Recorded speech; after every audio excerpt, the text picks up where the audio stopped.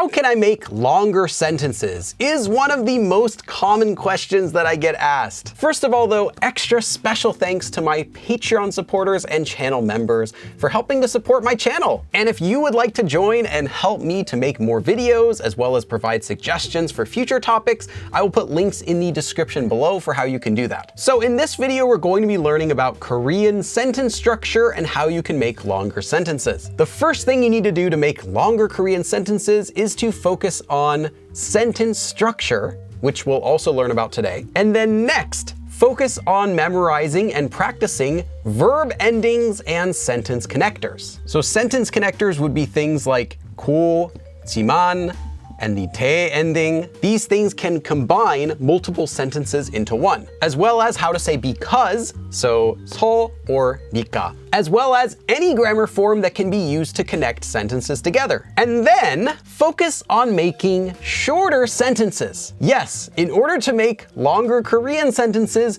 make shorter Korean sentences. If you can make short sentences and you know how to use sentence connectors, you can make long sentences in Korean. Long sentences in Korean are simply short sentences that are connected together. Okay, but going back a bit, I did say that the first thing you want to focus on is sentence structure. So what is Korean sentence structure? But before I explain what all of this means, Korean has what's known as a subject, object, verb structure. So S.O.V for short. In fact, this is not unique to Korean. Most languages in the world use a subject, object, verb sentence structure. English, however, is subject, verb, object. I, subject, eat, verb, object, pizza. So I eat pizza. Or in Korean, it would be subject, I, pizza, eat. But they're actually not as backward as you might think. Many things in Korean will actually go in the same order as they do in English. For example, I is still at the beginning of a sentence in both Korean and English. However, other things in the sentence will be completely backward. For example, when you say the location where you do something, well, that's really commonly at the beginning of a sentence or earlier in the sentence in Korean and later in the sentence in English. For example, we can have this sentence. 저는 집에서 공부했어요. 저는 I 집에서 at home 공부하다 to study. 공부했어요, I studied. So literally, I at home studied. Whereas in English, we would say I studied at home. Now, I've heard many people say that Korean word order doesn't really matter, that they'll understand you anyway. And this is half true. You can mess up the order of Korean sentences and they'll still make sense, but by doing so, you're changing the nuance of the sentence. For example, in Korean, you can say 집에서 저는 공부했어요. Or 저는 집에서 공부했어요.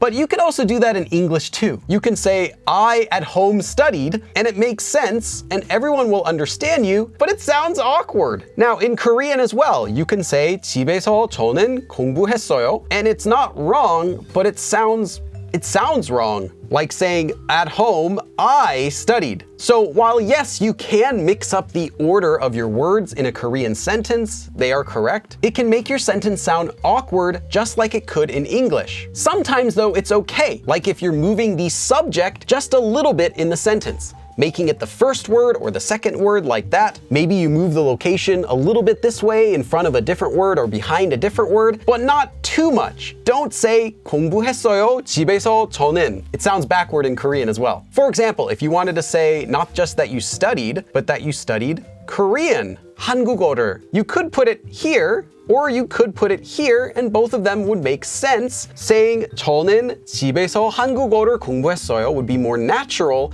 while saying 저는 한국어를 집에서 공부했어요 is kind of like saying at home I studied Korean. It makes sense, it's not wrong, but it's slightly less common and a little bit less natural than the other. So again, yes, you do need to care about word order in Korean.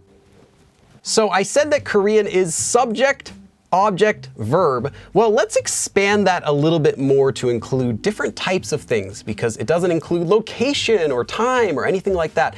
So this is actually an abbreviation that I came up with feel free to use it. This isn't going to summarize the entire Korean language, but it should be a helpful guide, just like subject, object, verb, but with a bit more to it. So first of all, let's talk about T. This is time. It's common that the very first thing in a sentence will be the time. So that can be when something happens. It'll be today, or tomorrow, or at 3 o'clock. However, it's also common that the first thing in the sentence will be the subject, meaning whoever it is that's doing something or whatever is being talked about. Now that's if there is a time, you can add it, and if there is a subject, you can add it. All of these are optional depending on whether you're actually saying them in the sentence or not. So you could start a sentence by saying 오늘 제가, for example, today I, or you can flip that around, 제가 오늘. Both of these are fine.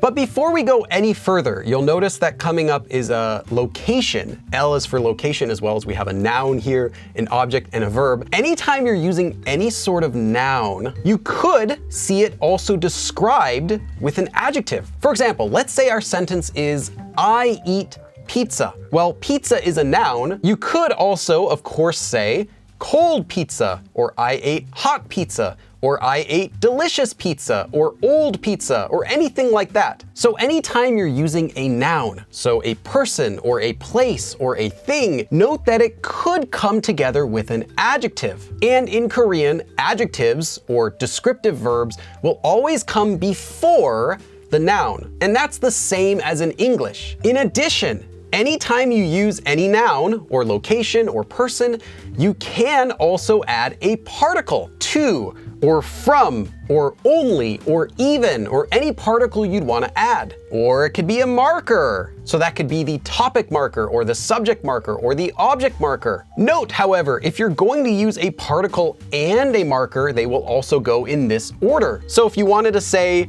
to a person, and then you wanted to add the subject marker, it would be person. So let's just say 나에게, meaning to, and then 는, or whatever the marker is that you want to use, not 나는에게. So if you were saying pizza and you're eating it, well then the noun would be 피자, and then the marker here would be the object marker. So 피자를 먹었어요. I ate pizza. Or if we're describing the pizza, we might want to say 피자가 맛있어요. The pizza is delicious. Or anytime you're using a noun, again, we're still talking about nouns or locations, you also could add a preposition. Now, what is a preposition? Well, it's anything that's describing where something is happening. So where something is moving. For example, it could be under the pizza, or inside the pizza, or next to the pizza, or behind, or anything like that. In Korean, though, prepositions are actually known as postpositions. The reason is because they come after the noun. So instead of inside, you would say noun inside in that order. And the way it works is it'll actually come right after the noun. So I'm just gonna write post here to stand for postposition. So adjective followed by noun, followed by the postposition if there is one, followed by the particle, and then the marker. So to keep things simple in this, I'm not adding all of this extra stuff into here, or else it'll be really long because every noun can possibly have these, but just understand that these are in there. Next, we have the location. So that will be where something takes place or where someone is going. Now, the location doesn't have to come after the time and the subject, but the location will most often come early in the sentence. And then again, when you're using the location, it could come together with an adjective, a postposition, particle, and a marker like that. Then, after the location, you can have any other nouns or objects that are in your sentence. So I just wrote N and O to signify this can be anything else. It doesn't have to necessarily be an object, like it doesn't have to be the object marker, but it's just something else that's doing something in the sentence. Note that if you wanted to have a really long sentence with someone here doing something else again, well, it'll also follow this same order. And then to finish the sentence, you're going to simply add a verb, conjugated however you'd like. So let me erase this and I'm going to give you an example sentence. So here is a sentence using what we have so far. 저는, I, as for me, 오늘, today, 학교에서, so at school, 한국어를, Korean is the object here, 공부하다 to study, 공부할 거예요. So I will study Korean at school today. So today I'll study Korean at school. And just like any time we would use a noun or a location or a person, we could add all of those extra things.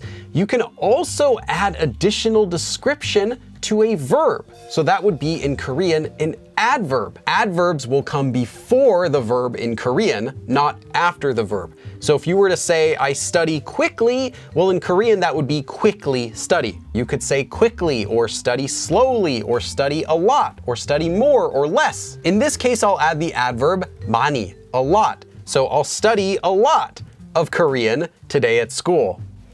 So I hope that this video helped you to better understand sentence structure in Korean as well as how to make longer sentences. Thank you again to my Patreon supporters and channel members for helping to support me make more videos. And if you would also like to help support me, I'll have links to how you can do that in the description box below. Thank you for watching, and I will see you again in another episode. 그럼 다음에 또 봐!